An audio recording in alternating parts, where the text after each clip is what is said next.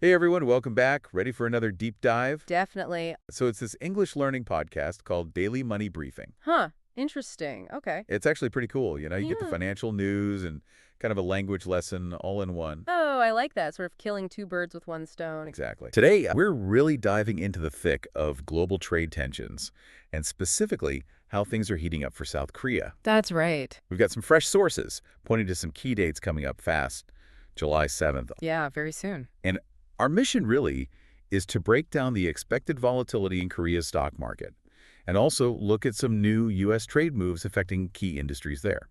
Well, it's interesting because you've got several things sort of coming together at once, creating this pressure. Like what specifically? You've got President Trump's next counter-tariff announcement looming.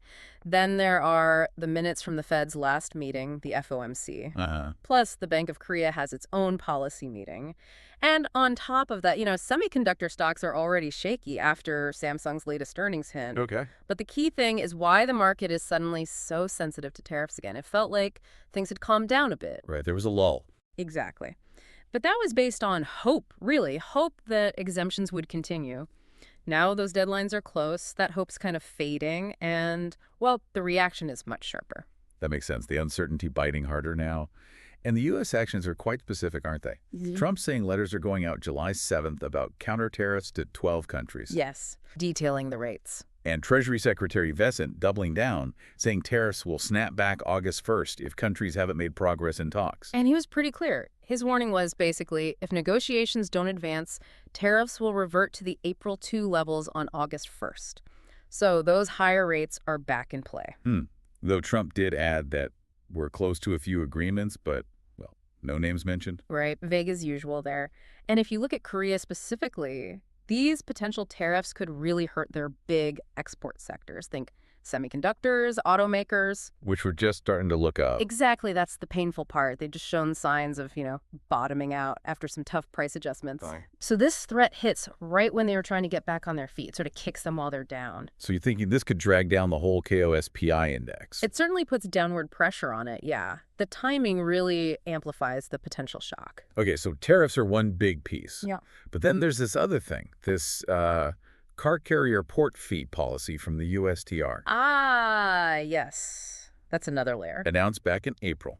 Supposed to start October 14th. Yeah. And the idea is to target China's dominance in shipbuilding and shipping. That's the stated aim, yes. But Korea reacted pretty fast. How so? Well, their government, the Trade Ministry, and the Oceans Ministry together put in a formal request just a couple of days ago, July 4th. Requesting what? Asking the U.S. to exclude Korean car carriers from these new fees. Basically saying, look, limit these fees to ships from China. But the U.S. measure doesn't just target China. That's the crucial nuance. The policy, as written, covers all foreign-built car carriers, not just Chinese ones. So even if Korea isn't the main target, their shipbuilders and shipping companies could see costs go up significantly. So it's like getting caught in the crossfire almost. Kind of, yeah. It really shows how these broad trade policies can have, complex and sometimes unintended effects on everyone else, allies included. So wrapping this up for you, our listener, Korea's really facing a tough immediate situation here.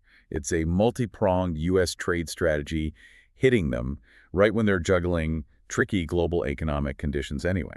It's definitely a tightrope walk, as you said. Yeah. And it makes you think, doesn't it? When you see these escalating measures, these specific impacts on economies like Korea, what does this tell you, really, about where global supply chains are headed? And what kind of maybe intricate strategies countries might need to come up with just to navigate this kind of volatile world?